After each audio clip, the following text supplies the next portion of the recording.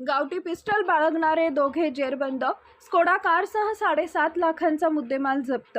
स्थानिक गुन्हे शाखेची बदनापूर तालुक्यात कारवाई.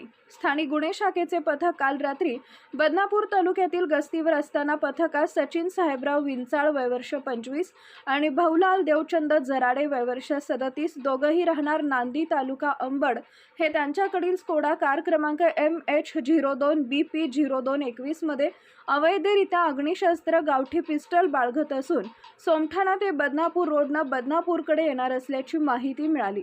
त्यावरून स्थानिक गुन्हे शाखेच्या पथकातील अधिकारी व अंमलदार रात्री 12:30 वाजता सोमठाणा रोडवरील रेल्वे गेटजवळ सापळा लावून दोघांना कारसह ताब्यात घेतले.